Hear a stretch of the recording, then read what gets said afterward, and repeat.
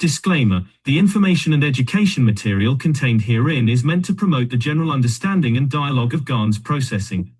Such information is not meant or intended to serve as a substitute for a healthcare professional's clinical training, experience, or judgment. For patients and individuals, such information is not to be a substitute for professional medical, therapeutic, or healthcare advice or counseling. For medical issues or concerns, including decisions about medications and other treatments, readers, viewers, listeners should always consult their physician or, in serious cases, seek immediate assistance from emergency personnel. Prescription information, procedures, and use of medical devices information should be undertaken only by properly trained and certified medical personnel. We specifically disclaim any warranties, express or implied, including implied warranties of merchantability or fitness for a particular purpose. Such information is provided, as is, and is believed to be accurate at the time of its publishing, but it is the viewer's job to evaluate the accuracy of any information found in this presentation. Every case presented is of their own experience, applied by themselves for themselves, and it applies to their case only. Every person experiencing health problems should seek professional medical advice and consult their course of treatment with a doctor. The processes of plasma balancing described herein are a natural process which supports the body but does not replace medical advice or therapies one is already subject to. Thank you very much, everybody. Really appreciate all of you being here. This is the Keshe American Knowledge Team meeting of 2025, and as I say, it's a very important meeting because we are kind of summarizing what's happened in the past week with the Knowledge Seekers Workshop, leading the charge on Thursday, and the Brazilian team leading the charge in the other continent and around the world on the Fridays. And so here we are trying to summarize, and it's a very important thing for us to try and do that, because each of us is transitioning from being that of a knowledge seeker to being that of a teacher. And there are, as you probably have witnessed in your own community, that we are seeing a tremendous increase in the awareness of the basic population, and it is causing a little bit of emotional dismay, and we need to offset that, and it's our duty to provide that relief, if you will. And the best way to do that is with knowledge and being able to convey that knowledge. So each of us needs to go through this on our own, and each of us needs to do it within our own capability. So we've been trying for a long period of time to assist everybody in doing this. So this is why this is the Keshe Foundation Spaceship Institute Teachings on Plasma Science.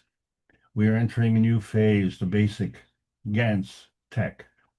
We're going to discuss popcorn, just like you would be at a movie. You want to relax, watch the program, and enjoy. My name is Alexander. I am from Canada. It is September the 7th of 2025. This is part of the Keshe Foundation North America Plasma Education Series. So as we've seen last week, what we finished with the advanced nanotech, and we covered various points: the turning point, hive, awareness, thresholds, consumption, and creation. And for many people looking at these titles, we wonder, well, what is the commonality there, and how do we go from the turning points to creation? And then we see that it's backed up by many years of teaching, where we were trying to condense all the teaching into a very basic way, so that the new knowledge seekers don't get left behind, and the advanced knowledge seekers still are able to continue advancing, because we can't stop. Life has to carry on, and it has to go forward, because otherwise we'll be back in the dark ages. So here we are introducing the basic Gans tech, and today we're talking about popcorn and how does that relate to everything. So clearly we know that there's a small kernel of corn and that it can explode into a popcorn, which for us is kind of a snack, I guess. But apparently it's a very Canadian type of snack, or North American, shall we say. But universally, we are trying to teach something and explain it in scientific terms and in layman terms. So in scientific terms, Mr. Dumarin Tevakoli brought to us book number one, The Universal Order of the Creation of Matter, and we see the coming together of matter, dark matter, and antimatter. And then we had to figure out how that arrived here. So in book number two, we had the structure of the light. And did we know that there was a structure of light? And did we know that the light came from somewhere? Well, it must have come from somewhere because unless you are holding that flashlight, then you are just receiving the light. And did we ever dare to ask that question? And even if we did dare, who would we ask and who would give us that answer? So in the book number three, then we go on to the origin of the universe. And did you ever dare to ask that question? And who would you ask that question of? And wouldn't you ask that question of the creator? Well, do you have a direct pipeline to the creator? And how audacious of you. And, don't you know your status in life? So, it is kind of presumptive that you have the audience of the creator, except for one thing. The creator created you, and so you're a product of the creator. So is everything. So is the earth space. And so for 394 weeks, the members of the Universal Council, along with Rick Crammond, have been bringing together the one planet, one nation, one race for justice and world peace. And this is, yes, it's a race for our race. And we're not alone. So there are others. And what are we waiting for? Well, I guess we were waiting for the others. Well, what are the others waiting for? Well, I guess they're waiting for us. And so in the meantime, we have these problems. And so we need to learn how to live. And so we were given these 10 commandments by Moses, and then we were given the completion of the missing commandments by Marankesh. And we see that there's a total of 24 commandments. The one that is most relevant as far as I'm concerned is thou shalt not lie. And the reason I keep referencing this one is because in order for us to accept our condition, we have to lie to ourselves and say that it is good. We should be satisfied. That's what it is. That's all we get. And, what else do you want? Isn't that enough? How much more do you need? And why do you need it? So, in order to be satisfied with what you have, then you have to kind of fool yourself. And why would you have to fool yourself if that was true? Well, because it's a lie. That's why. And who knows that? Well, you know when you tell a lie. So when you try and cover that up, that causes anxiety. And when you've been told a lie and you uncover that, that also causes anxiety. And so if you're living in a false sense of security, I would suggest that also causes anxiety. And so this is the difference in the plasma rule, the way we've adopted it with our society, where the higher strength eats the weaker strength. In the plasma science, the higher strength feeds the weaker strength. And this is a very, very important point, because when you bring two fields together, or you bring two things together, let's say like armies, it could be a conflict point. You have 2 points of view, that would be a conflict point.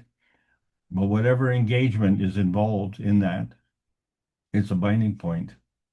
And so the binding point has to have an interpretation. And that is to say, is that binding point one of warmongering, or is that a binding point of peace and prosperity? So either one is a manifestation. And when we talk about manifestation, it has to step down in energy state.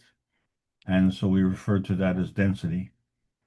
And when these two zones come together, we refer to that as inertia. So in combination, the plasma rule is the inertia density manifestation on how the higher strength feeds the weaker strength. And so we understand that the physicality is the lowest energy state. And then don't we need that energy binding to continue in that low energy state? And don't we want to do it for the purpose of our self-serving dimension points? And so what's wrong with doing it at the expense of others? Except for the fact that they wish to have the same benefit. So if you're robbing and stealing from someone else, well, they have to compensate. And there's a couple of ways to compensate. Otherwise, they can elevate, or they can fight back, or they can just pass it on and steal from someone else. And so it goes. And we've been doing this for thousands of years. And here we are. We have what we have. And we're told that it's wonderful. So believe it or not. Because now we see that when we talk about the inertia density, that has to do referencing angular density. And so when we talk about that, it's like we're falling. And the most important reference in falling has to do with fallen angels. So these angels are falling through this angular density where the density is increased. And we know in that case, then the pressure is increased. So this is all a result of increased gravity. And it becomes increased dependence on Earth space feeding. And since angular momentum is conserved, we find that there's an internal pressure. And since we are bags of Gans, those bags have a certain kind of tensity to keep the Gans in there. Well, what we're talking about now is this internal pressure, which actually gets amplified just the same way as that kernel of corn turns into popcorn. And so that becomes an internal popcorn pressure on the Gans tensity. And this is, we're all feeling it because it's dynamic. And it's a representation of what we call loosh. And loosh being your essence, your existential essence, your existential energy essence. And so there are many who are in the self-serving mode at the expense of others, and we call that loosh harvesting. And it could be a single mind intention, and each of them who are involved in this kind of harvesting could contribute to this hive mind intention. And everything what they want, they don't want to produce the honey, they want your honey. And since that is coming from a humanity, which is a bag of Gans, it's representative of the Gans intention. And so Gans and intention are intimately involved. Hard to segregate. And we respond. And so we have a memory threshold. And that's a tipping point that we're at right now because we have what we call long-term memory and short-term memory. But the freedom is what connects us to this memory.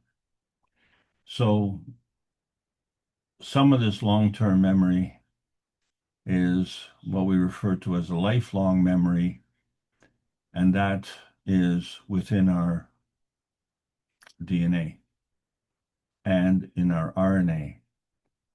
But thanks to archives, archaeology, and historical books, we have a historical memory. And then part of that is our ancestral memory. But our ancestral memory, as written by the books, does not necessarily converge with the RNA memory. So, which is the truth? It would have to be the universal memory, because that is untainted. And so here we are at the threshold of crossing into this universal memory, having access to it, and trying to undo the so-called appearance that we are fallen angels. It isn't that everything is falling. It's that it's falling into place. And so when things fall in place, that's based on a plan. And so there may be one plan, there may be another plan, and they may be in conflict. But what is your plan? And you know what your plan was because you were born to this planet.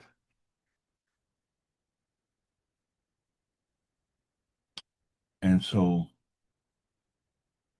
that's what connects you to your memory. And that's your freedom ticket. So we're seeking a vitality enhancement. Why? Because we don't have the vitality enhancement. We are breeding old and decrepit people. It's common in our society to look at old people as progressing towards a decrepit state. But the fact of the matter is, over the last few decades, the young people have been becoming decrepit as well, which is kind of turning things upside down.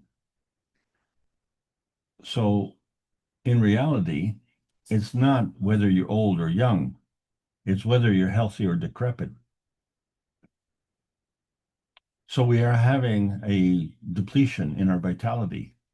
And that vitality is being drained not just on the physical end, but on the emotional end as well. So we can satisfy that with a regular performance, or we can go into a superconducting performance. And this superconducting performance is now being greatly enhanced, which is why we're talking about the basic Gans tech, because that is going to accelerate us to the transmutation highway.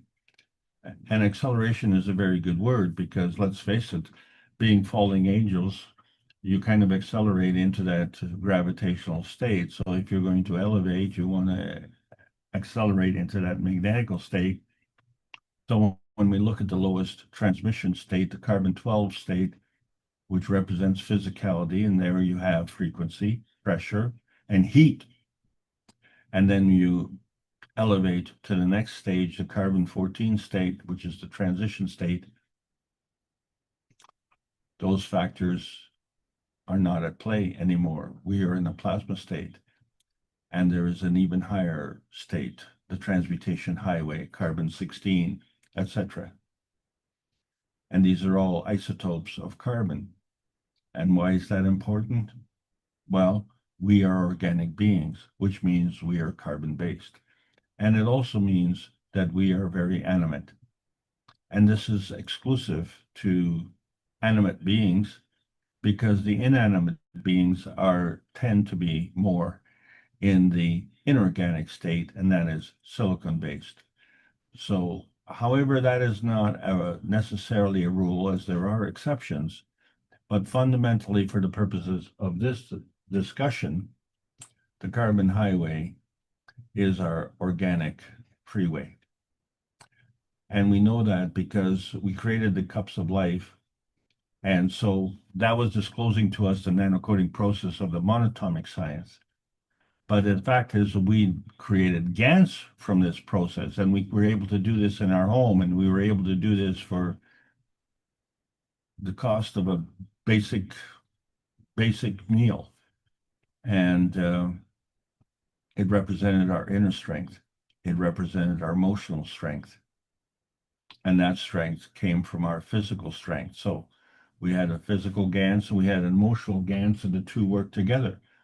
And so we created cups of life, not cups of the pandemic, but cups that were Ganses, and they represented the radiance manifestation, such as copper, calcium, zinc, water, and amino acid, and calcium and gold, in fact, and many other things. And so these are all Ganses. So in discussing the basic Ganses, what was most important to us was the magnetical gravitational relationship of each of these Ganses, be it the emotional, physical, or cup of soul. But each cup had a soul. And collectively, the three came together and gave us the one-track cup of the soul, which involved a magnetical gravitational relationship and the soul, and it acted as one. And so it became the basis of the star formation. However, there was another cup of the universe, and that was giving us the relationship between the left and the right hemisphere in our brain. And so one is physically dominated like copper, and the other is emotionally dominated like zinc. But there's a third dimension back to that carbon. But that carbon is not in solid form, it's in Gans form, and it's part of the carbogen, which is a connection to the universe. So you have these three dimensions, but we've created more than three results because we have a physicality as well. So the coming together within the brain and the coming together within our physicality is another creation and another relationship. And one doesn't get consumed in the process of creating the other. And this is very important because consumption is our game on this planet. And yet, our animation, our existential essence, doesn't seem to work that way. And we don't challenge that thought. We don't ask ourselves that thought because we have this conflict with straight line thinking like a Euclidean geometry. But we have to kind of make way for these curves in our thinking. But when we look at the rest of the universe, it actually follows the Riemannian geometry. And so everything is kind of spherical. And so there are relationships. And through these spherical relationships, we talked about the multiple turning points, which means that when we are dealing with energy states, they change by orders of magnitude, a little bit differently from the way you might drive your car and step on the accelerator. You don't just go 1 kilometer at a time, but you go 10 at a time. And so when we go faster, more than one, we get into mega, giga, and tera. But when we're slowing down, we get into the nano and the pico and beyond. But there has to be a relationship, a Magrav relationship. And so there always has to be a balance. And there has to be a Magrav relationship on each side. So in other words, we have a magnetical gravitational relationship on one side and a gravitational relationship on the other side that comprises the magnetical gravitational relationship. But then one side has a magnetical tendency and the other side has a gravitational tendency, and then there has to be a balance there as well.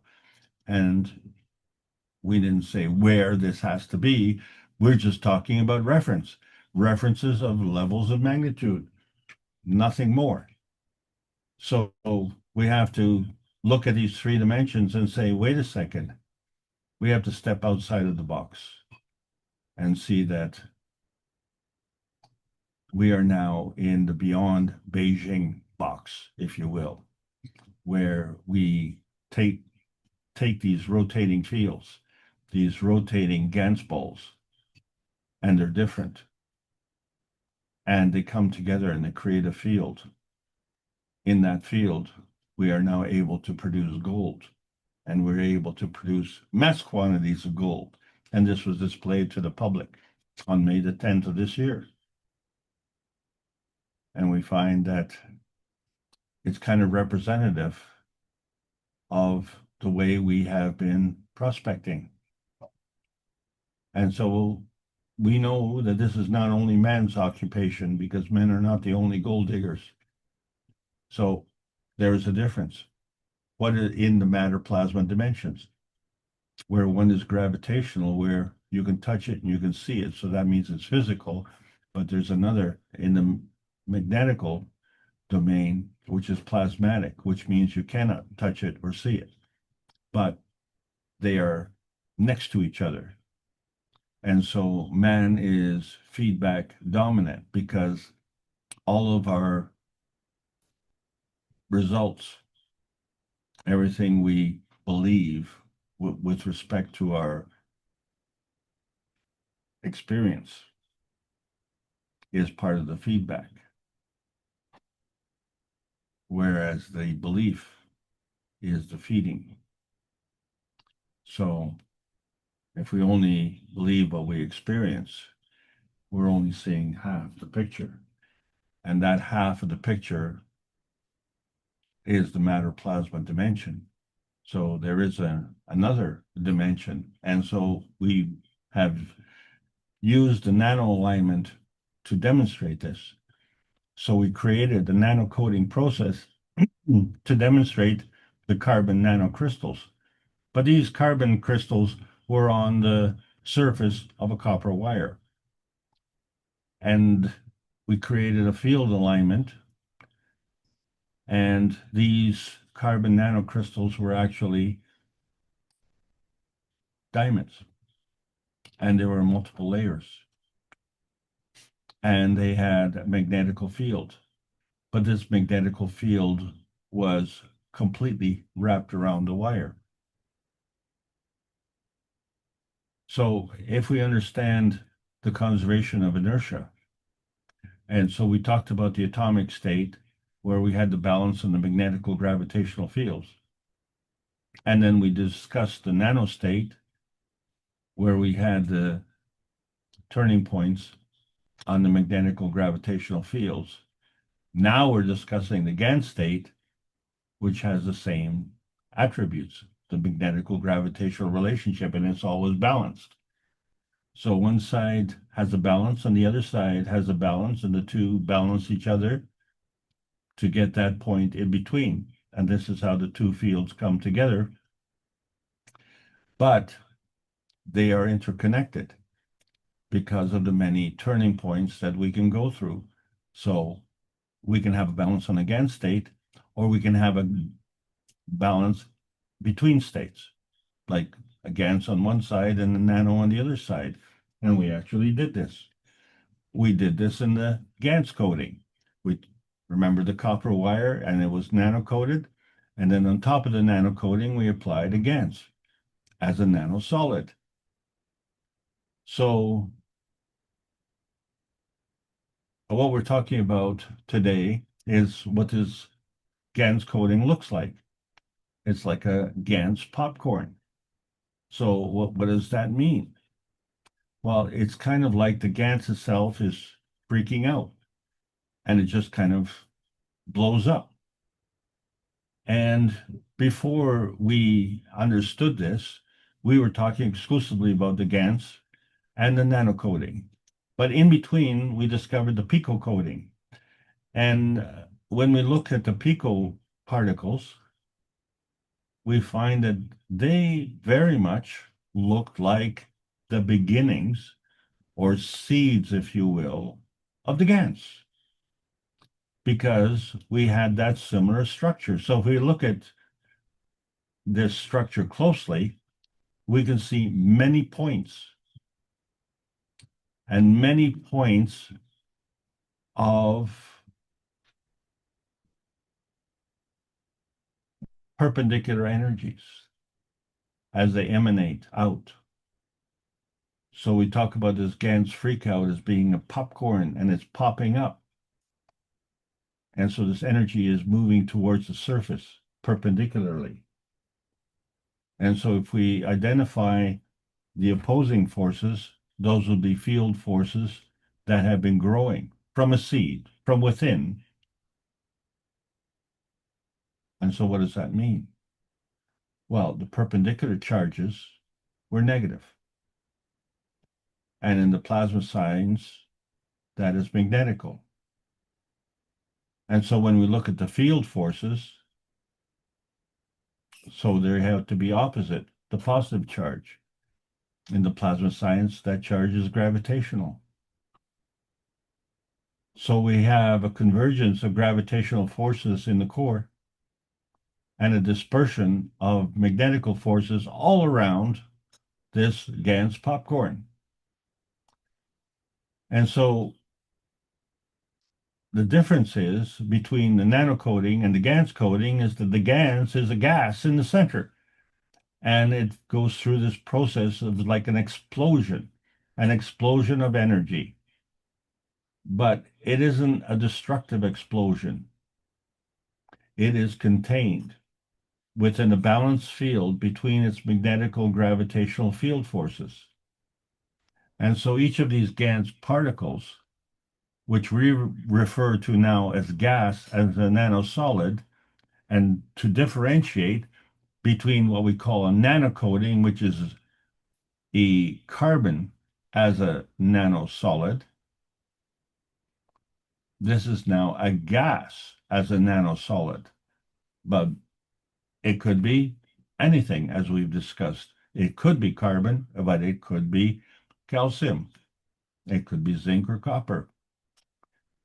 And so we find that the Gans particles are actually monatomic, but they're monomolecular, which means you have two components of the Gans particles. And of course, we understand that it now has a higher surface to volume ratio. Well, how is that possible? Because when we look at it, it is much bigger. And if it's much bigger, it has a lower surface to volume ratio. Except that now we have many points on this Gans popcorn.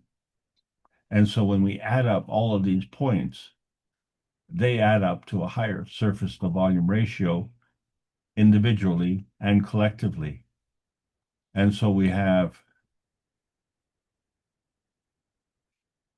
susceptibility increased in 60 faces. And that means it's many orders of magnitude. So we come together with these perpendicular force fields and these plasmatic force fields of attraction and repulsion. And we have to have that because of the balance. So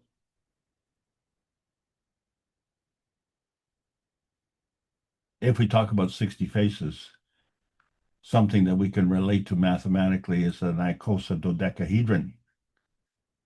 And so we see that we were taking the copper wire and nanocoating it and 30 to 40,000 layers of nanocoating. And then on top of that, we put on the Gans coating, and it was supposed to have a higher charge, all of which allowed us to see superconducting at room temperature.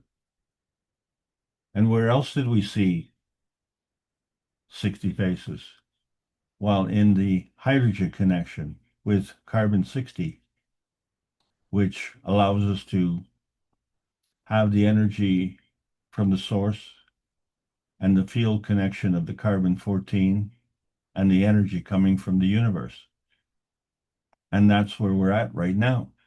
We have a basic understanding of the hydrogen dependency with respect to energy, because what we see now is that hydrogen is not just hydrogen, but it's a hydrogen molecule with a covalent bond.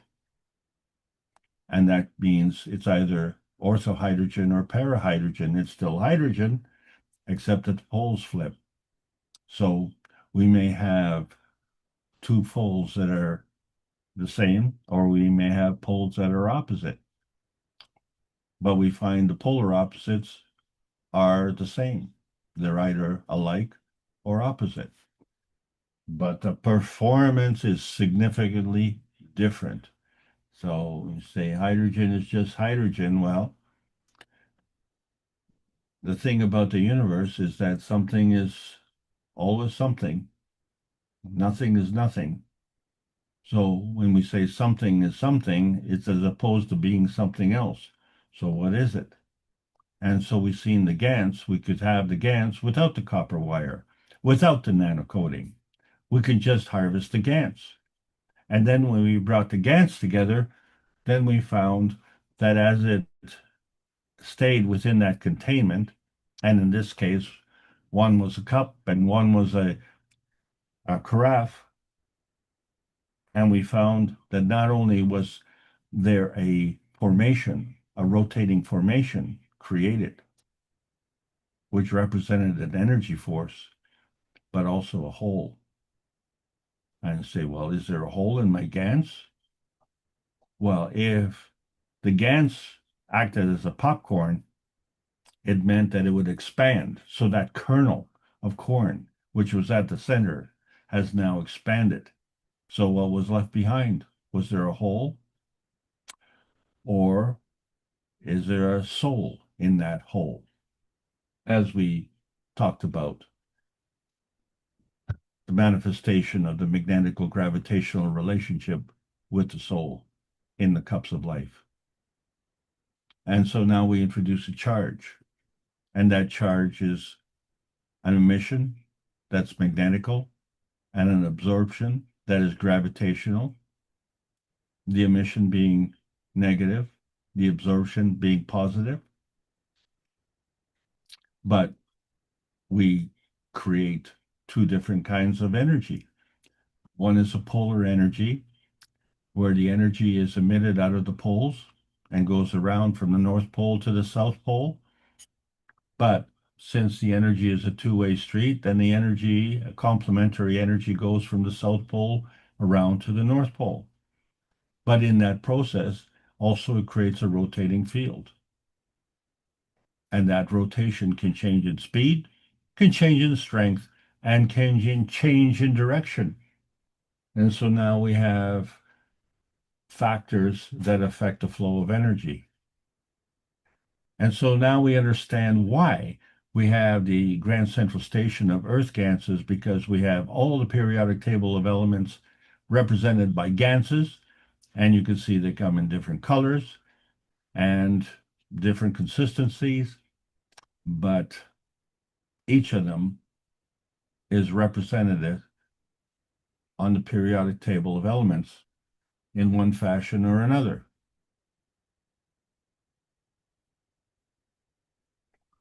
But we said they're not monatomic, and we said they're not atomic. We said they're monomolecular. So that means we have a magnetical gravitational relationship. You have to have the two, and that's how you create the basic star core component. And since we have a gravitational base and a magnetical point, and we have a containment, and in the core is that Gans containment, and that now becomes even more gravitational. So there's a substitution. In other words, the star formation itself becomes a magnetical field, and the Gans in the core becomes a gravitational field. This is an important thing to understand, because if we progress from there and have this relationship with another star core polarity, and we have to bring in 2 points of view, then how do those things come together? Because like poles repel. But there's a conflict point, or is it a binding zone? Well, it is an arbitrary point of view. And when we look at that binding point, we ignore the loose ends. Well, they're not terminal ends, they're connected to something. So we need to broaden our point of view. We need to start to look around, and we have to understand that the dynamic plasma relationship in the transmission is horizontal and in the transition is vertical. And so that covers us both. And that gives us our Earth space point of view within the Earth space field. But then there's a plasma field that goes around that, and that too has to have a relationship. So this becomes our magnetical plasma, which is magnetical, and our magnetical plasma, which is gravitational. How can it be both? Well, because we have motion and because we have radiance pole flipping.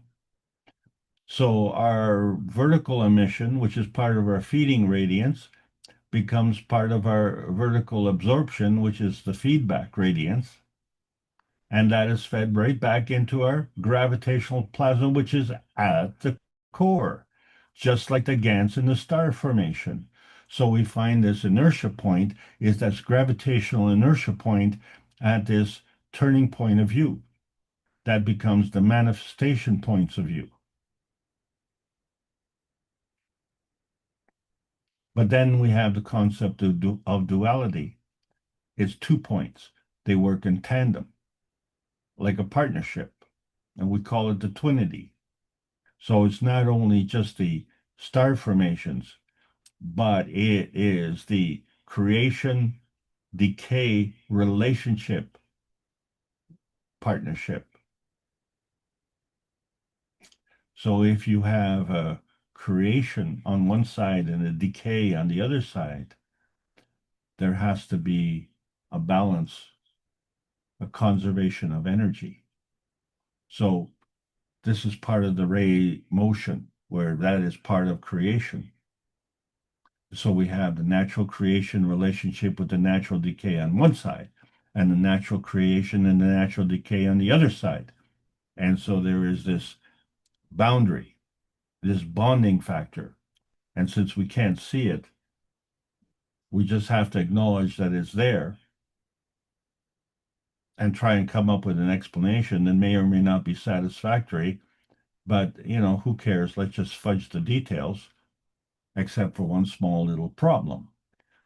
When we're talking about energy come from the sun that is coming through this process of ray motion, which is part of creation, the sun itself is catalytic where the energy is coming, and it's part of the natural creation. But it has to be balanced off by that natural decay.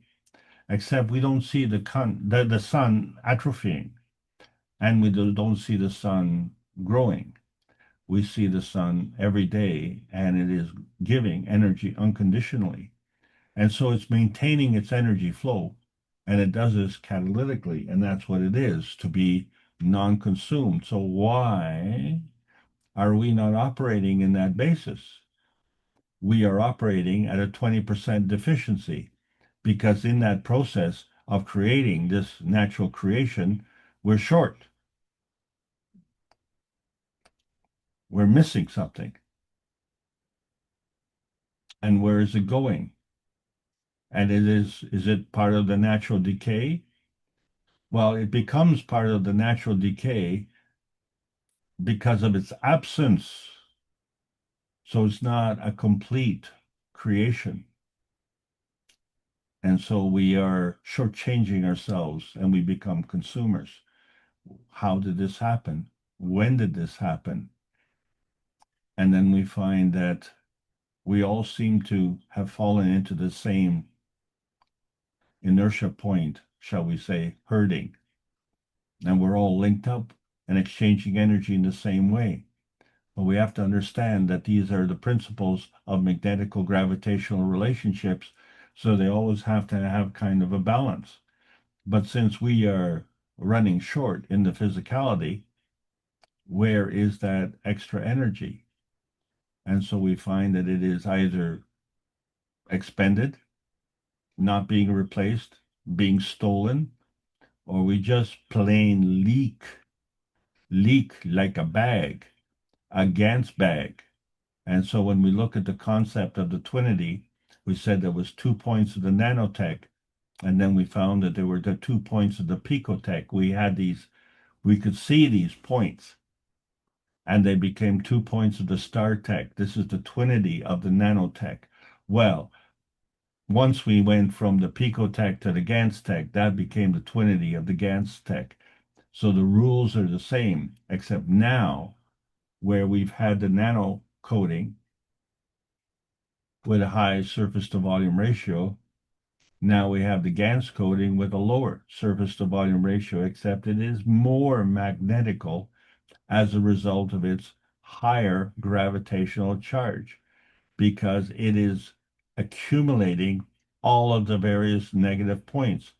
And how did it do that? Because it exploded. Why would it explode if it didn't have this energy? Where did this energy come from? And why didn't it scatter all over the place? Because it was retained within this bag of Gans. So now we understand how the energy can be contained in the various levels on this carbon inertia highway, because the rules are the same. There always has to be a balance in the magnetical gravitational relationship. So what we're seeing is on our side. What we're not seeing is what's in the background. And if we look at what's in the background, we have to understand that it too is coming from another point in the background. So this is how we have to bring everything together. So we understand then that there's something wrong with us at this point, and we're sitting in the eye of the hurricane. And it is a hurricane because we are increasing an awareness of our point of view. And we're seeing that words really don't matter. And the way we structured our society through hierarchy is really irrelevant because we're all equal. And so we have this false detachment where we say, well, I'm more equal than you. And then we misinterpret the light. And we see this holographic universe, which is basically what we want to see so that we can avoid what the reality is, which is our ancestral point of view. So everything is contrived. And so how do we exit from this hurricane that is whistling around us? So we see that the Creator made man in the image. That's a direct manifestation. There are no intermediaries. They are all bypassed. So from our point of view as humanity, humanity was made in the image of the Creator. And that's a direct manifestation, isn't it? And the intermediaries are still bypassed. So it's the rate of transition and the rate of transmission that is affected. So we find that the feeding soul is intention specific, but the feedback environment is also specific to that environment, which happens to be our Earth space. So the rate of transmission is sitting between our emotion of presence and the presence of the physicality. But that's only the one-sided view of the laws of conservation. So when we look at the cups of life, we're missing something. We're only looking at the Gans part of it. But we see that there's an earth and there's a relationship between the cups of life and the earth. And then we are part of that inertia field. And we, as our construct, we have our soul of physicality, and our physicality. And so there we go. So now we have overlapping fields and relationships. So this helps us explain what we saw in the 603rd Knowledge Seekers Workshop, where we have this vertical alignment with a soul on top and the soul of physicality in between. and our physicality at the lowest energy state. And that's what we're looking at, three different energy states. And remember, these are segregated by orders of magnitude. They just don't just step up one by one, but there's a lot of energy being exchanged. And so that energy, it has to be contained. And in that process, we are able to facilitate a path linking susceptibility that allows us to have energy that flows. So it flows from the soul to the soul of physicality to the physicality and then feeds back. And it should feed back directly to the soul. But we do have this exchange with the soul of physicality. And so that's the crossover point, what we call the infinity loop. So the soul dominating the upper part of the infinity loop and the physicality dominating the lower part of the physicality loop. And the crossover, well, that is our Gans field right at the core. And so this vertical alignment has an opportunity to escape through this inertia field emission. And that's what leads to the inertia threshold crossing, which allows us to do more, to be more, to extend our range. And so all of this is based on what we call the negative positive relationship.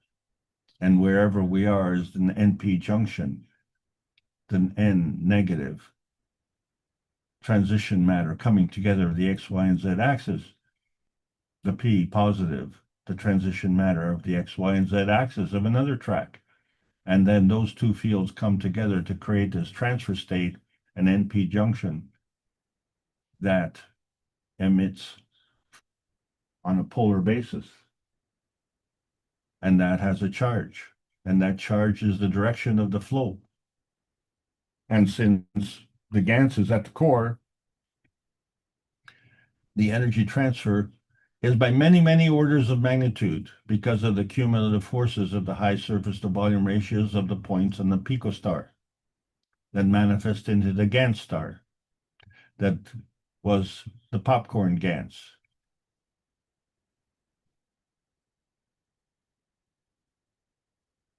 And so we get a chance to play. And so we find that everything is derived from our attention. So if we want to have a unity with the community, we have to have an inner space unity where we have this mental and physical bonding, the soul and the consciousness bonding, and the energy and intention bonding. What you are is what you give your time and attention to. So you see this progression from this nano point, which goes towards density because of the high surface to volume ratio, and this pico point, which is highly gravitational. However, once you get into the Gans point, now we're going towards the opposite direction, towards gaseousness. And you get into this plasma point, which is highly magnetical. And so here we have the progression between what we call the power drawing, which is the gravitational intensity, and the power providing, which is the magnetical outintensity. And this has to follow the laws of conservation of energy, the conservation of the maggrav. So we see that there's an energy portability. There's an energy state transition capability. And we can summarize it as elevation, where we're going from the physical matter state to the energy state, or inertia, which is going from the energy state back to the physical matter state. So elevation involves expansion. And so we went from the nanotech to the Gans tech with popcorn. There was a Gans explosion. And that was a containment of energy. So that energy is portable. And it doesn't have to be destructive. It's just a balance between the creation and the decay. And so now we understand how the airspace range details were formed, because you had a switchboard that directed the energy through many rotating points. And we created all these different fields where they manifest into a physicality such as copper or silicon or sodium. So this is all part of the nuclear feeding inertia, where each component, each fragment is a fragment of the complexity, and each fragment has gravitational stability, but each fragment is capable of having a dimension portability. In other words, it goes through many dimension points, and these dimension points remain because they give you 1 plus 1 plus 1 of the three dimensions, the matter, the antimatter, and the dark matter, but they come together with a synergistic approach where they don't just total up to three, but more than three, not only because of the synergy, but because the 1 plus 1 plus 1 remains. It doesn't get consumed, it just gets transformed. And so you have these various maggrav pathways, and they're all directed through the gravitational intensity fields of attraction or the magnetical intensity fields of repulsion. And so that's the difference between the electron and the neutron. But there are other factors that we have to take into combination because otherwise we can't tell the two apart. So this is what happened in the undifferentiated beginning. We had a neutron that came before the atom and the PM tick. And why did the PM tick come about, or the concept of the PM tick come about? Was because there was no balance in the conservation of energy. If the energy came from the darkness, that means it came from within. And we said, let there be light. And that came without. Well, something was missing. It didn't balance. So there was the PM tick. And that balanced everything. And when we say everything, everything includes everything. So it includes the neutron, it includes the atom, which is an electron-proton marriage, and it includes the PM tick, which is magnetical gravitational marriage. So there we go. The PM tick is that principal matter, which is magnetical because it's an energy pack traveling through the universe. And it comes together with other PM ticks and goes through this plasma gen conversion, which is a convergence of the antimatter, dark matter, and the matter gen. But in order to manifest in any kind of inertia field, it has to have a reference. And so that reference in our physicality was the Earth space. And our reference to the Earth space is our physical body. And so each of those components are a maggrav, and each of those components are gravitational in nature. But there are emissions. So we started with emissions, but these emissions had a relationship. One was magnetical, one was gravitational, and then came together and created this Gans, gas as a nanosolid, which has a relationship to the plasmatic fields. And it works as a catalyst, a little sun, a mini sun that gives off energy. And so we have a gravitational confirmation of this in operation. We created hydrogen, but a hydrogen is a non-visible gas, but it gave us a fingerprint, which is a visible emission spectrum in color. And we can see that there is an emission at night as well, because that is the difference between the organic and the inorganic. So we can pick our color. So our point of awareness is every color, but our aura has a specific color. But our physical interpretation has no color. But it does have energy in motion. And that energy on this planet is controlled by the peace dome that regulates this planet, which is why the organic animate life is capable of living on this inorganic planet. But but this inorganic planet contains other species, horizontal species, vertical species, and they operate on different rules from the humanity species, but they all emit. So we can see the animals, we can see the plants, and we can see the people, regardless, because they emit the light. So the oxygen is another confirmation, because it too cannot be seen because it's a gas, and it too creates a fingerprint, a light, an emission spectrum, except it's crossing the threshold. The oxygen and the hydrogen cross over and create this Gans. And so we create these dimension seeds, where each point on the nanostar is a magnetical point. But collectively, they are all magnetical because of the Gans creation, not only on each point, but the collective Gans that forms at the core, that becomes the highly gravitational core. And we all know what happens to the seeds. They too explode. So if you're looking at the dandelion seed, it looks like popcorn, except it's a little bit different texture than the kernel of corn that we like to pop as a snack.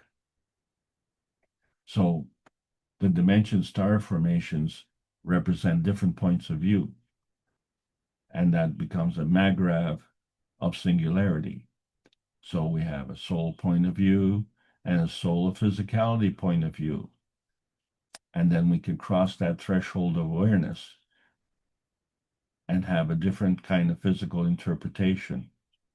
And that can be a collective point of awareness. Because each of us, as we go through and cross over that threshold of awareness, is one less on one side and one more on the other side. And doesn't that affect the balance? Doesn't that affect the magnetical gravitational relationship? Well, of course it does.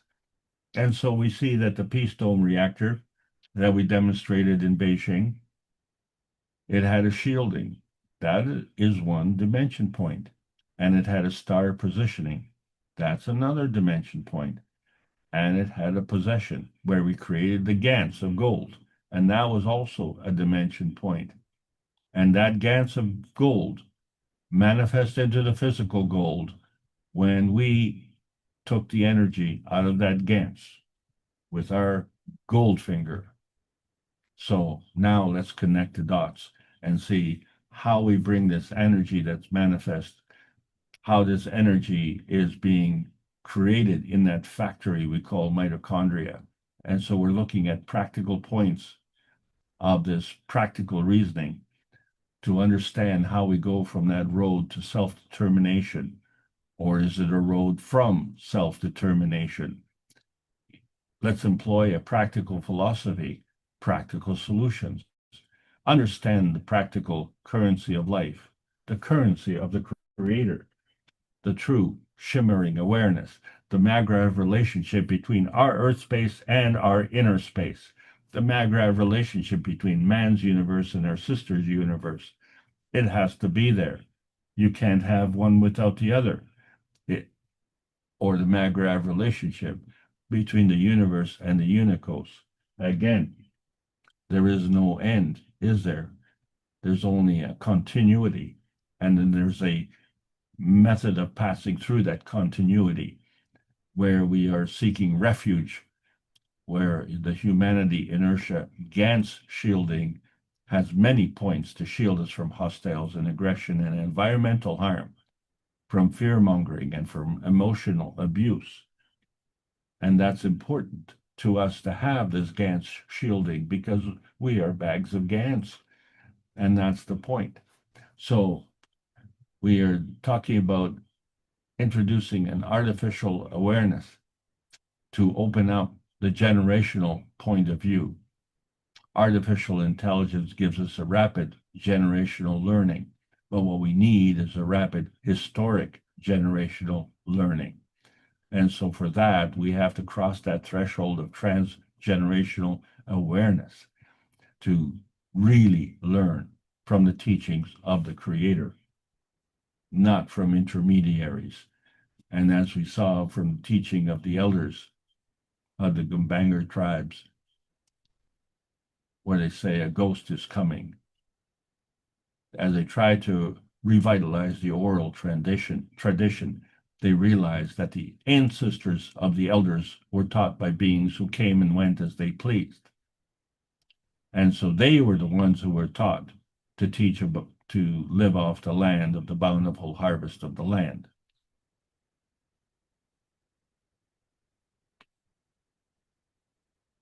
But the original elders had to learn by these other beings. Well, who taught the vertical people to grow, to be harvested? Isn't that a question?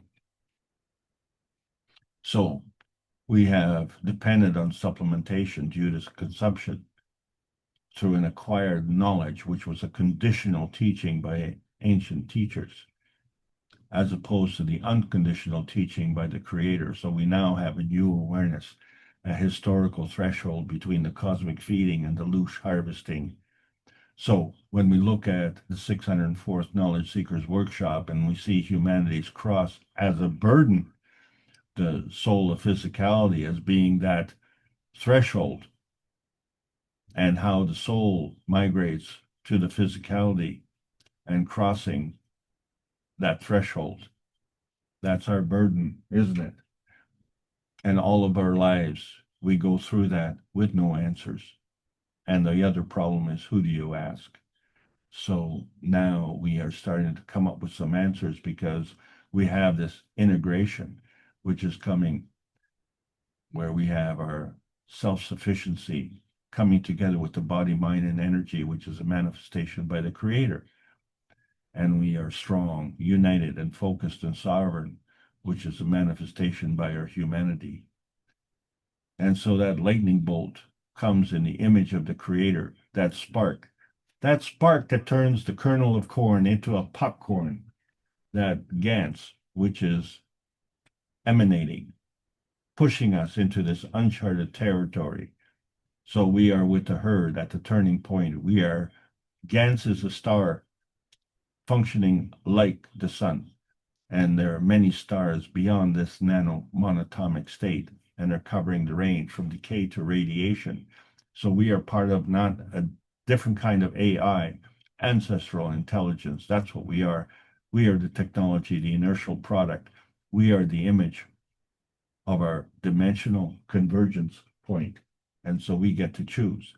And wouldn't it be better to have the soul food that is coming in from the Creator? So let's tune in and plug into that Creator so we can turn on to that energy and drop out of our resistance and receive that true inertia point. But we have to provide the pattern in order to get the energy. So what are you giving your time and attention to? Well, for 606 Knowledge Seekers workshops, that's 606 weeks in a row, we have been bringing together the greater oneness, which is allowing us to suddenly transcend the limitations of nuclear science. So that's over 11 years of teaching. And today we're just trying to condense this to understand how we are converting from diamonds of nanotechnology to the gold of Gans production. And then we are bringing that technology release, because it's hard to sleep when our beds are burning. We need a rescue on the scientific, financial, political, and preservation side. We are consumers and we need to be rescued from that, to be rescued as part of creation. And so the transmutation testing continues. And please join us. Be part of the future. Be part of the paradigm shift. Elevate yourself from these fallen dimensions as being observers. And as observers, we cannot extricate ourselves from the universe. We are not only in a different dimension watching, but we watch the universal order of creation and how the structure of light is coming to and from the origin of the universe. And so we create these fields and we see how we absorb and we emit energy. And we are part of that process because our mission is to bring peace on earth and join humanity with the universal community who want the same thing. So we want to bring man as equal to all the beings in the universe by teaching the plasma science and technology equally to everyone, that no one is left out and no one is abused due to the lack of knowledge. So help us achieve this goal. It isn't just our goal, it should be your goal as well, because this is the reason you were born. This is the Kesh Foundation Spaceship Institute teachings on plasma science, so welcoming all the beautiful knowledge seekers on this carbon nation, learning about the new selection process of the new organic plasma science. There's a World Peace Treaty. Choose it, sign it, but sign it unconditionally, mean it sincerely. The point of the true Gans tech is to cross the polyatomic boundaries. The peace dome of outer space can be your guiding beacon. Is the inertia of the present governed by dimensions of history? It is time to learn the history of self in a universal context. The Gans is a peaceful superconductor of true intentions. And so this popcorn Gans has explosions that cross the spark gaps between our belief and our experience. So plasma science needs to continue to be delivered daily via the Peace Dome in a practical exchange for peace on Earth. So welcome to the new golden outer space age. And that's the end of this lesson. I hope you all enjoyed the trip, and I hope no one got hurt in the popcorn explosion.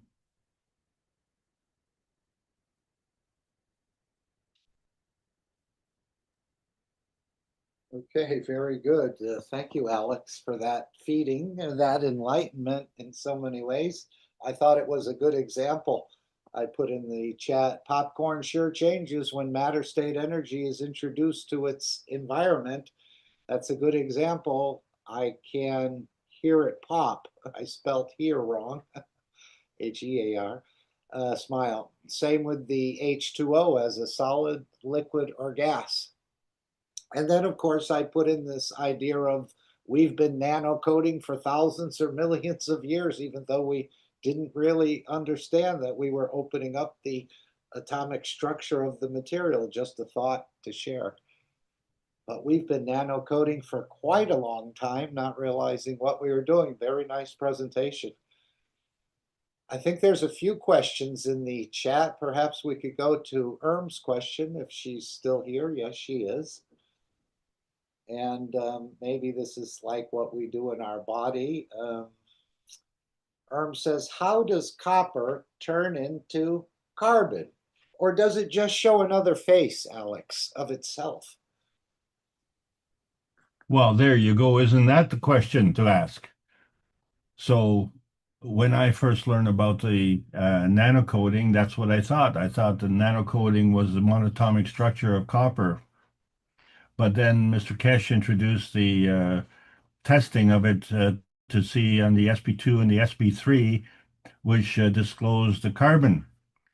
Well, the carbon diamond structure, and the diamond structure is pure carbon. It's C8, and it's a C8 in the physicality. So we understand it is very, very dense, but it's also very, very strong. And we know that diamond is one of the strongest structures on this planet. So, and that was one of the attributes that made it so attractive. So, if that is the case, would that be true if we nanocoated something else? Let's say if we nanocoated, let's say, a zinc wire, for instance, would it also have the sp2 or sp3 personality under testing using a diamond testing equipment? And surprise, surprise, yes, it did. So the carbon coding wasn't restricted to the copper wire. The carbon coating was restricted to the nano coating. The nano coating was broad-based on everything, so everything could be nano coated.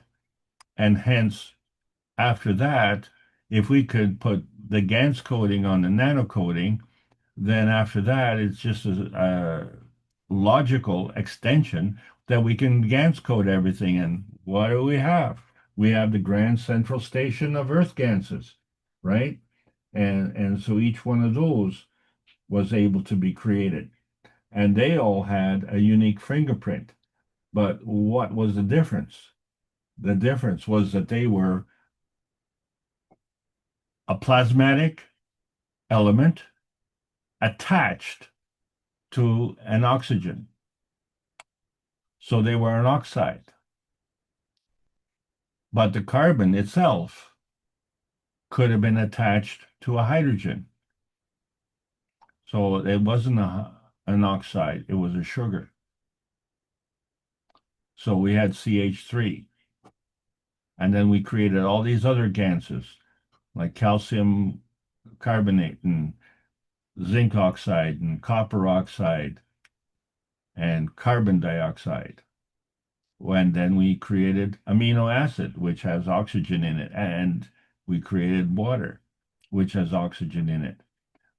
The distinction being is that the unique characteristic of amino acid and oxygen and water is that they had both hydrogen and oxygen. And this distinct characteristic gives it a distinct Gans characteristic. Oil and water do not mix. But when you produce oil, you produce water because one is gravitational and one is magnetical. You can't have one without the other. And if we understood that rule, then we understand how the energy moves. And then we can explain how the Ganses are created in the cups of life, because we did not put a motor in there. We just created a cup of life with a copper coil and a zinc plate or a zinc coil and a saline solution, and we created a cup of life. And so if we're asking the question, how did we go from copper to carbon coating? Well, how did we engage carbon coating with a zinc, a bare zinc, and create Gans, which is a combination of carbon dioxide, copper oxide, and zinc oxide. So very, very good question.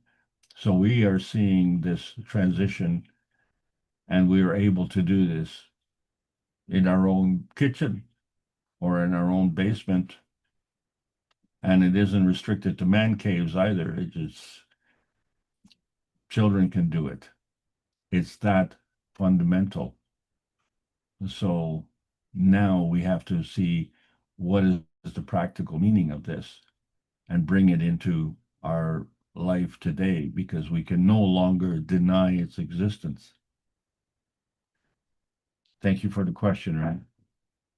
And I introduced or I put into the chat the Coca-Cola bottle experiment from the keshwiki.org, which you can read through this. The purpose of this experiment is to broaden our horizon of understanding, to realize everywhere in the universe there is a plasma field flow in every state of matter and beyond.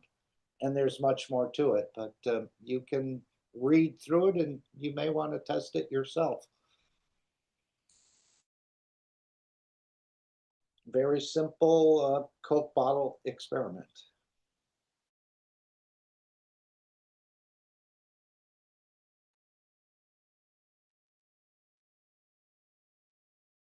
All right, does anyone of the participants have a question? they'd like to share.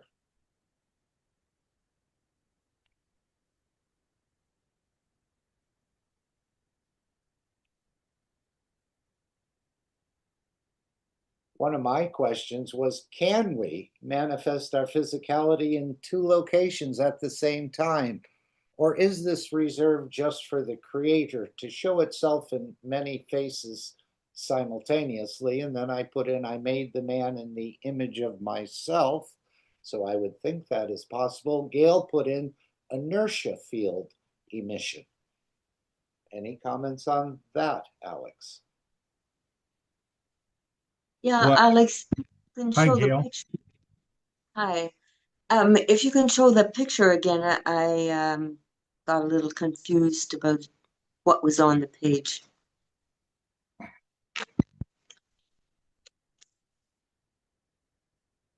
I'm sorry, which picture? The field emission. Wait a minute.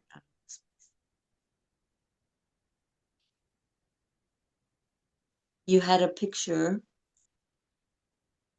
one of your many beautiful pictures.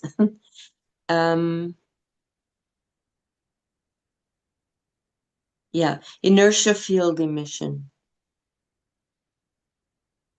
I think just before that.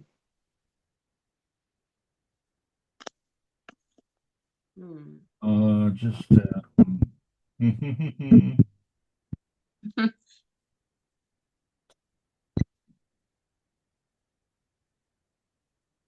there we go. Inertia field emission. Okay, and before that, I think there was another picture.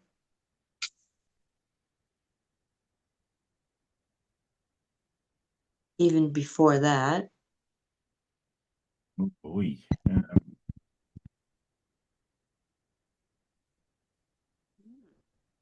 Not quite, Alex. I'm not sure.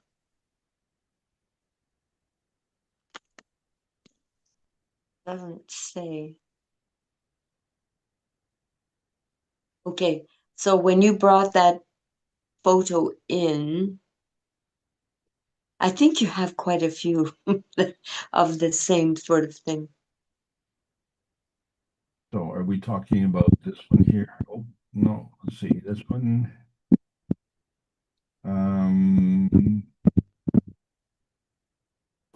I don't know how you ever put together so much, Alex. This is amazing. Well, yeah, on the I will go over it, and then if I still have confusion, I'll ask it the next time.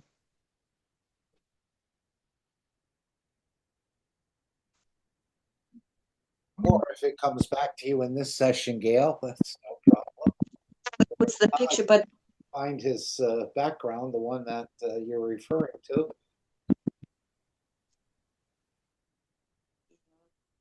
And while we're waiting for Alex searching through, just remember tomorrow there's a public meeting for testimonials on the second Monday of each month, which is tomorrow, 9/8, and that starts at 8 p.m. Central European Summer Time in the public Zoom room, 939-474-503, and all are welcome to join. You don't have to have a testimonial. You can listen to the other ones and support the program. Mark, Yes? your link come up with a blank page, so I put the proper link underneath yours. Thank you very much. Gee, I have it right on my screen here. I don't know why. I tried it in two different browsers, and then I found there's no text. I get the message. There's no text on this page, and then there was a link inside the page. I found. So I put the Thank you, Randy. proper one there. So I want to bring up a point that one time we're working in the lab with a bunch of copper wire, and there was a lot of nitric acid in the air. And the next day, all the copper wire was carbon coated. Not nano coated, but a black film, which we scraped off and sent to find out, and it was a carbon, a very weak carbon.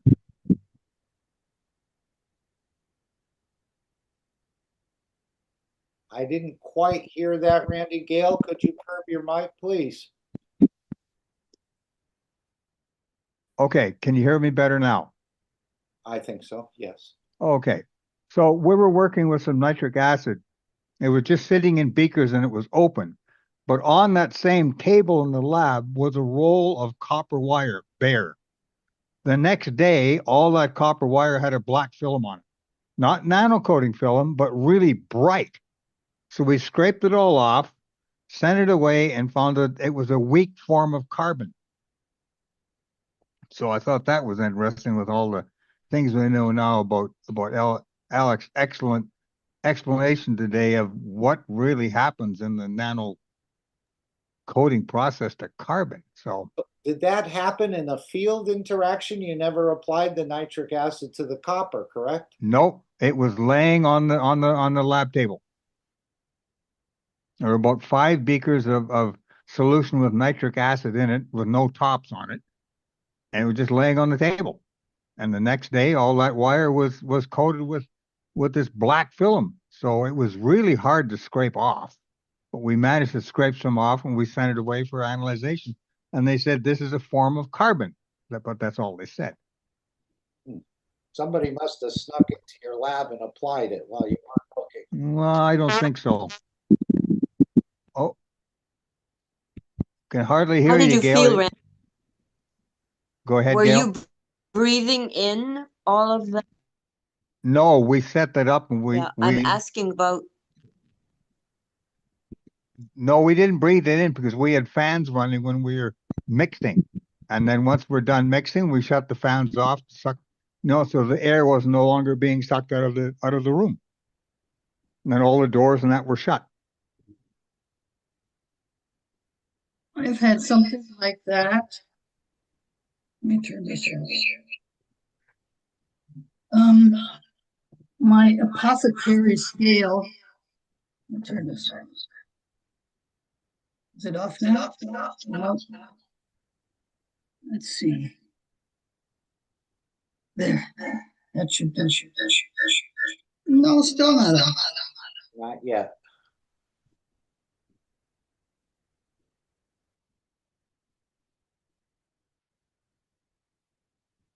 Okay, while Irma is trying to correct her audio settings, I just thought that I'd bring something up here, Alex, if I can share the screen. Let's see here. I brought up the 605th Knowledge Seekers Workshop, where Mr. Kesh, let me share the screen. Yeah, I'm here now. Can you hear me? Oh, go right ahead, please. Oh, yeah, I can't hear you. We can hear you, Irm. Oh, good. Something similar happened at my house. I had this beautiful apothecary scale, and it's totally corroded. And I had some other tools that were iron tools that are totally corroded. And I think it's the stuff in the air. It's like a Gans, a steam coating, steam processing. Yeah, and I don't know how to not have my tools go bad. I guess you have to move them out of the environment. Wasn't that the suggestion, that you can't leave the metal, or some people keep them in plastic so they don't have that interaction? I remember you bringing that up and about your certain things becoming oxidized, I guess, or rusting. Yeah. But I have I have a room downstairs and I have a room upstairs, and it also happens upstairs. So can't hide it there from the downstairs atmosphere. So I just let it corrode. Is it a rusty type of corrosion, Imgard? On the iron tools, it's rusty. On the scale, it's a white coating. Yeah, I think I remember Alex from Nigeria mentioning that as well, and he experienced his tools sort of getting that sort of rust on them, and he said he had to take out the tools, the metal tools, whatever was interacting, and sort of keep it separate from the lab in a way. So you're not the only one that's experienced that. Right. Yeah. That's why I'm thinking it's always in the air or it's in the field.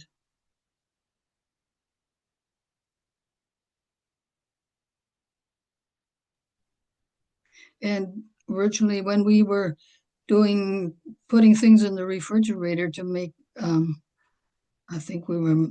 don't remember what we were making. But once we had used the refrigerator, it was never the same. Because I came from a background where we did science, we repeated experiments to prove a point. But with this stuff, you can't repeat it because the environment is different. It's never the same. That really threw me for a loop initially. And the fact that emotions also have an effect, that makes it not repeatable. It also only repeatable in principle, but not in exactly. And also, obviously, the planets are never aligned the same way, or anything else in our environment is never the same. So we cannot really repeat experiments exactly. All right. Anyone want to make any comments on that?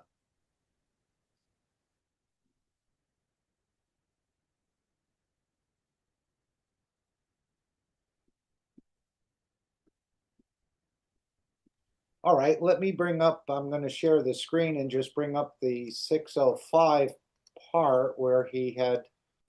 Kesh had mentioned about the Gans. And we did receive some dried Gans, each one of the people in London, a small bottle of zinc and a small bottle of CO2. And I asked Mr. Kesh if this was for us to take home. And he said, put it aside, and one day we'll teach you how to use it. And I was thinking, gee, I thought we have some clues about how to use it. But maybe I was wrong. So here, apparently someone received in the Cosmic Mystery Box, which you can see in the Kesh Foundation store, we received 2 dried Ganses. One was CO2 and one was zinc oxide. What is the best use for them to benefit our community locally and more extensively? Mr. Kesh responds, these are effective. It depends how you use them. And they are made for specific reasons. Hundreds of kilos of this was produced, and we keep it in reserve for different applications. But if you spread this around, because the amount you have is not much, even in the house, mix them and put them in the liquid water and see how the whole house physicality changes. You can use them as a mixture and then add a little bit of sea salt. Nothing else, just the sea salt, just a few drops. We mix it with the mixture. We mix it with the mixture you receive, and then you see what changes in the house. Put them in different positions. What feeling changes in the house, if anybody feels sick, any different. We put one of these bottles, each one CO2, 2 years ago in the conference in London, on the table for every person to take, but nobody asked questions, what can I do with this? Of course, he told me to put it away and we'll teach you how to use it in the future. Now you know it's one of the parts of it. What you can do, I can tell you this, you can do unbelievable things with this combination. I know some of the things you can add to it. Any other questions? So I think he's talking about combining the CO2 and the zinc. Again, I'm not sure how. Maybe we have to experiment a little bit with that. But these came from the Kesh Foundation. And as I said earlier, the GANs that the foundation makes are way different than the GANs the knowledge seekers make. But what sort of combinations, I guess we can try whatever you'd like.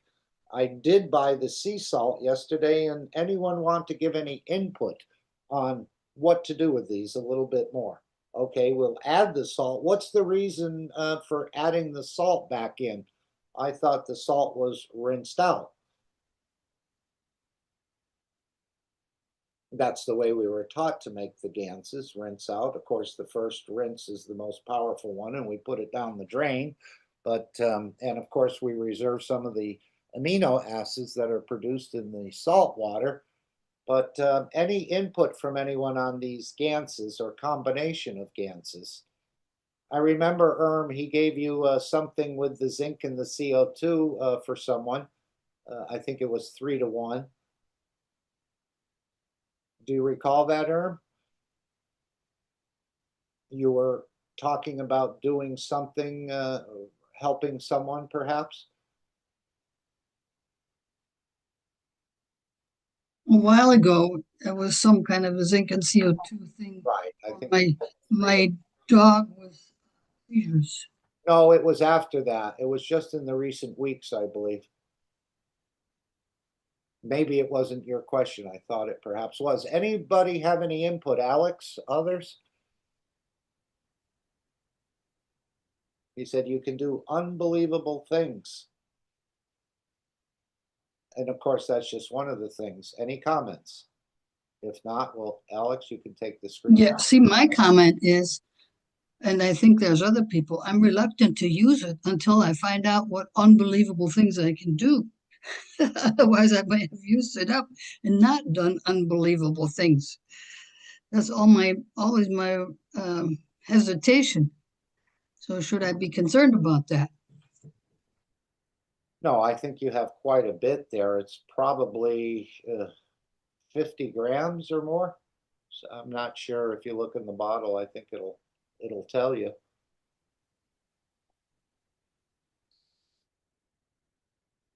And again, I don't think these dried Gans can be shipped out of Europe, as I understand it. We were lucky to be able to, I guess, receive that in the London conference. But when he told me put them away, in the future we'll tell you how to use them, or we'll teach you how to use them, I was a bit shocked, but at the same time I realized I don't know much, and there's many more things than just adding the salt you can do. Any comments from anyone? Another thing I have lots of sitting around is all kinds of salts. And he said those are incredibly powerful, but what do I do with them? He said in the future we'll teach you a little bit. Yeah, he has a lot to teach in the future, and Right. he said there's much more to come in the future. But perhaps as we go through this enlightenment phase, we'll understand a little bit more and be able to do things without relying on the instructions. Although, again, he does understand the totality, and it takes a long time to become a master at this. But perhaps with this new process, more of us will become more enlightened and be able to do some things that we weren't able to do in the past. You're absolutely correct, Mark. There are three aspects that have to be considered. One is that water has a mag-grav relationship between the hydrogen and the oxygen. The salt has a mag-grav relationship between the sodium and the chloride. And the sodium is highly gravitational, as I understand it. Salt. Yes. At No. least in one instance, I think he had mentioned the huge gravitational pull from the salt. Yeah, but the salt has a magnetical and gravitational relationship called sodium and chloride. Sodium and chlorine, or sodium and chloride. Right. He refers to it as chlor, I believe. Right. The blood, and it has a purification aspect to it. Yeah. So I would say that the chlorine, and I may be wrong, but I would say that the chlorine is gravitational because it binds to everything. And the sodium part is magnetical because I think when you take sodium and throw it in water, you will see an explosion, kind of like a Gans explosion of popcorn. So it means that it's releasing energy. The other factor, so what I'm trying to relate to is that these are all gravitational magnetical relationships. So when you look at the CO2 relationship to the zinc oxide, we know that the CO2, excuse me, we know that the CO2 is a connection to the cosmic rays. And we know that in the physicality, we deal with words, but the communication is done emotionally, and the zinc oxide has an affinity for the emotion. And so that's what we're talking about, the two dried Ganses, the CO2 and the zinc oxide. We're dealing with a magnetical gravitational relationship on a plasmatic level. And that's why they can be amazing things. And so the last point in reference to Erm's question, we have to, as knowledge seekers, rely on each of these individual teachings and his individual relationships and try and put together a package together in our understanding. And we need to be very good detectives to figure it out, because even though a good detective can see a body on the floor and a bullet casing, you still can't be sure what the weapon was that did the damage. So you have to make a conclusion based on the absence of information as well as the presence of information. And that's the difference between a good detective and a casual observer. So we as knowledge seekers now have an understanding that there's a lot of stuff that's in the background that we have to take into consideration. So as we become more skillful and as we become more relaxed about depending on our plasmatic being, which is communicating through our Gans, which is within our containment, our skin containment, then we understand that we are communicating on an emotional level. So we can happily rely more on that emotional answer that we will get. We just have to be a little bit more skillful in identifying when we're being communicated to on an emotional level, and just be more receptive to that. We're all going through this process, and it's a wonderful process to do, isn't it? Yeah, I just checked that link. I think it does bring you there. It brings you to Universe in a Bottle, at least, unless that was Randy's. No, Randy posted it after, but either way, you'll find it. It's on the keshwiki.org. But I was thinking again of the sodium, Alex. Certain people put salt, or they salt their chicken before they cook it, and that's to pull some of the blood out of the chicken. Is that correct? So I think the sodium does have a huge pulling ability. Well, you can't call salt sodium. Okay, Okay, salt is sodium chloride. NaCl. Right. You're either calling it sodium or you're calling it chloride as a matter of convenience, Salt. but not as a matter of accuracy. Got it. You know, it, Times it, I'm a bit loose with my terms. Well, we all are, and we kind of take advantage of that, and that's kind of okay. But when you're dealing in trying to manifest things, you have to be very precise. So the when you're dealing with the mass and you want to become, you want to create something, whether you're creating in a plasmatic way or in a physical way, yeah, you have to be a little bit more precise. It's like Mr. Kesh said, if you're going to do transmutation, you can't get there and, be missing your left arm. or if you're carrying a briefcase, you don't want to get there and leave your briefcase behind. So the trick for us is to create the transmutation process and take into account the organic and the inorganic, the animate and the inanimate, and bring it all, including our clothing, right? You don't want to end up, naked in the middle of New York City, and you say, well, hey, I succeeded in the transmutation process, but maybe you got arrested for indecent exposure. So uh, we have to be very accurate in that whole thing, and that's the reason for the transmutation testing. So. And isn't it nice about what he said about the person answered the question, the soul became enlightened, and then once that soul was enlightened, it shared it with the other souls. Now, we've all been trying to complete the transmutation process, but I think it's going to work the same way. Once the first one does it, it'll be shared with the others, although they can force the issue, I believe, right now.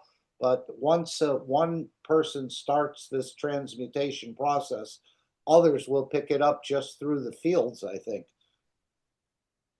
Well, let's understand that the universal enhancement units are catalytic converters, just like the sun. And so now we're into the Gans tech discussion, and we understand that these are little suns.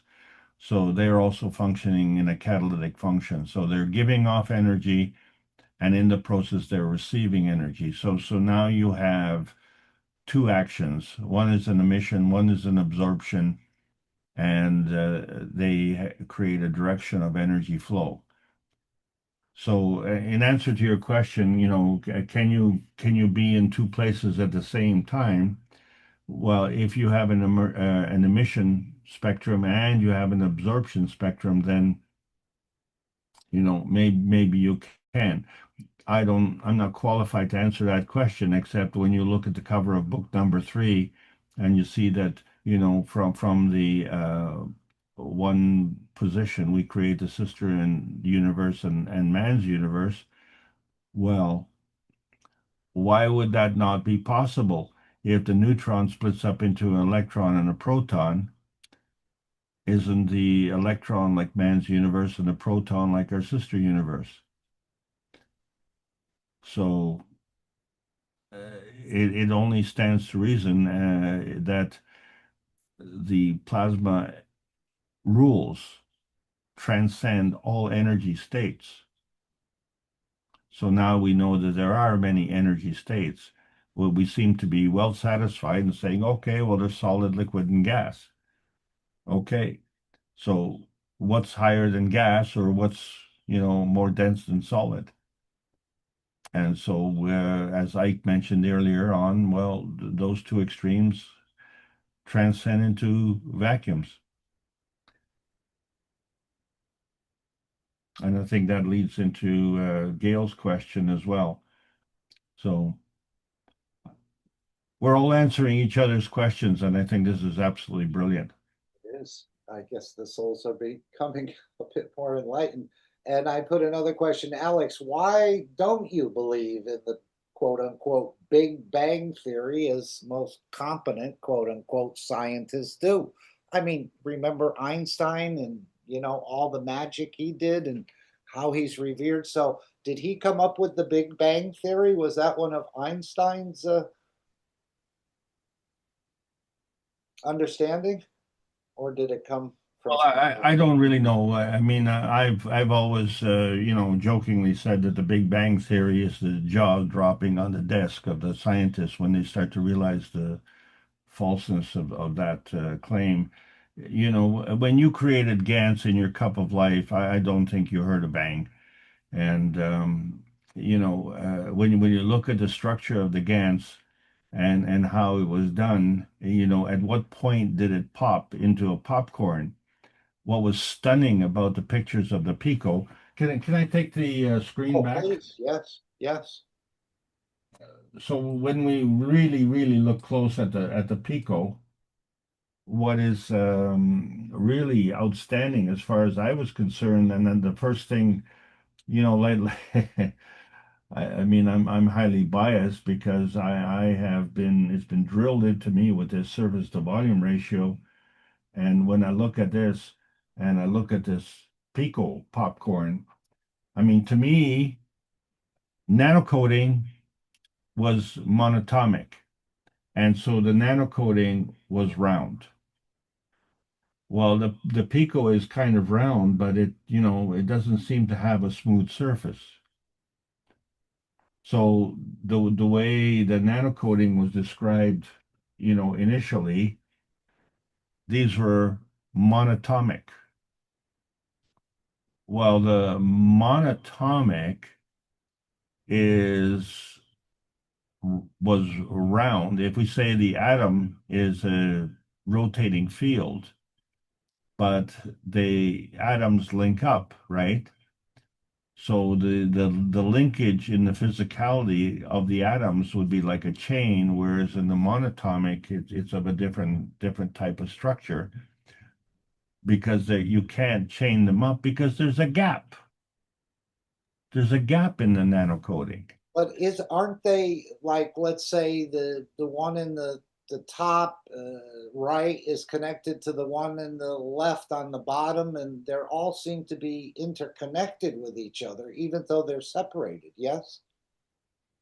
That's right. And that is the covalent bond. So but that bond is not visible as a physical thing. It's high surface to volume ratio and it's nearness and proximity because, within, what you see as a very thin layer, uh, the foundation has measured 30 to 40,000 layers in what we see as a thin layer. And so a layer is a layer if there's a gap between one layer and another layer. Just like a cake. You have layers in a cake. So there has to be a gap in between. But that gap is not a physical gap. It's a nano gap. Magnetic. Yeah. Right, right. So the nanocoating ends up being highly gravitational in its nature. But with respect to the copper wire, it is highly magnetical. It's just that the collective magnetical of the nanocoating creates a superconductor because 40,000 layers of how many bazillion nanoparticles. And so in each one of these nanoparticles, and you look at the picoparticle, and you say, wait a sec, that doesn't look very round. That looks kind of really bumpy. It looks like, when you look at a water molecule, a liquid water molecule is round. But when it becomes a solid, it has a hexagonal appearance. Do you agree with that? I've never studied that and looked at it Well, close. a snowflake has, Yeah. 6 points on a star, right? Well, that's what I'm trying to say here. This pico particle, which is a solid crystalline formation, but it's a pico that is sitting in the gaps. The other formations that are so much larger that we can faintly see in this picture, those are the nanoparticles. So the picoparticles are within the nanocoating particles. So what are the picoparticles? They're an advanced form of nanocoating. But because they are so tiny, so they have a higher surface to volume ratio. And then they have all these spikes, and they are even a higher surface to volume ratio. So you already have an order of magnitude going from nano to pico. But then when you introduce all these points, now you have another order of magnitude, multiple orders of magnitude. And then you go to the Gans state, and the Gans state starts to have multiple points. but it is each one of these pico points that has exploded. But it's not destructive. It's not a big bang. It's not an explosion, and it's not destructive. But in fact, it creates a gas in the center. So that means it's no longer really a solid. The Gans particle acts as a solid, but it has at its core, it has a vacuum condition. That's why there's nothing in the core. That's how it gets so puffy. And you know, that's the same true with a kernel of corn that's become popcorn. You can squeeze it, right? What are you squeezing? You're squeezing the fluffy popcorn and squeezing the air out of it, aren't you? So there's nothing in the core. And it's like a Gans explosion because it is taking on this energy to go from this pico point to this Gans point. It has to puff out suddenly. It has to go through that transition, but it's not destructive. You don't hear a bang. You don't see smithereens blasted all over the place, right? That's what you see when you drop a bomb. Things blow up into smithereens. You see shrapnel. This isn't a explosion in that regard. It is a structural change. And in that structural change, it converts from being a superconductor to being a superconducting star. It changes its total personality. So no longer is it just a conveyance of energy, but it has a field emission. This is a massive breakthrough in technology, except that it's representative of our physicality. So, you know, when we cut ourselves and we look at what's inside, we have now brought that to a physical state.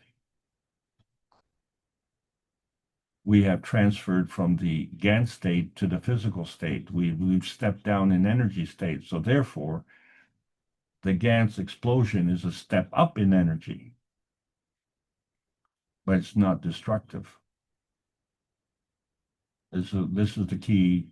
This is the key point.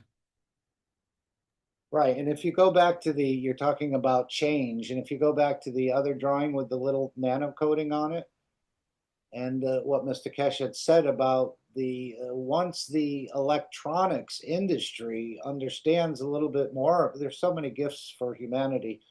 No, the other one you were just showing with the black dots above the substrate, yeah, that one. He was saying this nano coating has a huge impact on the electronics industry, where the plasma will flow between these nano coatings, and there'll be no resistance and there'll be no loss of energy. It's not traveling the energy through the copper wire. The plasma energy will travel through this sort of gap here with no resistance and no loss of energy, and a huge impact on the electronics industry, if that's still valid. I know that was years ago. What that will mean, Mark, is no heat. Okay, very. The faster, the more and more condensed to make these chips, and the faster they move the electrons, they're creating heat. And to the point now, they can't go any faster because they don't know what to do with the heat. And that Mr. leads to Kesh's failure. exactly, and Mr. Kesh's thing, as Alex showed right here, that's the fix for everything. There's no more heat. They'd be insanely fast. There's your answer. Perfect answer. Thank you, Randy. Okay, are there any other thoughts or questions someone would like to add or contribute? And of course, this whole delivery of the technology is it appears at this time is centering around the One Nation Network. And it's up to us as knowledge seekers and others to get involved and reach into the pocket a little bit and try and help in whatever way, shape, or form you can to. This is the system that will create this mesh, not only here, but across the universe. And apparently we'll need this system for a bit of time until we become those satellites and we can then feed the others. But this is the way I believe it will be delivered, at least at this point. Mark, I want to take this opportunity to thank everyone for being here and these wonderful questions. This is allowing us to explore the capabilities of the plasma science, even though we're still dealing with the obsolete Gans technology. It does show us how energy is exchanged, and we just need to take that pattern and step it up. And so we understand that we are elevation is equivalent to expansion, and that's what we're trying to do, is expand our knowledge and all become more capable of passing that on to our friends and our neighbors, and just become just universal teachers on the path to bringing peace and prosperity to this planet. So thank you all for allowing me to continue to present, and thanks, Mark, for doing such a wonderful job in bringing this panel together.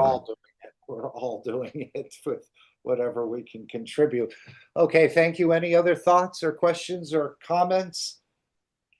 Again, I want to play the Keep Keshe Foundation Free for Humanity. Otherwise, these developments will get isolated or put somewhere, or it'll be sort of curbed in a way, even though they may be trying to do that now. But we'll play the video, Keep Keshe Foundation Free for Humanity.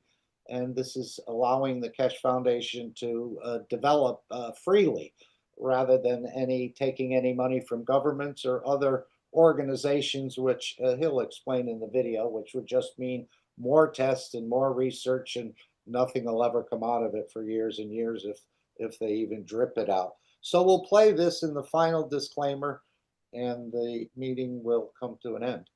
Any other thoughts anyone wants to add?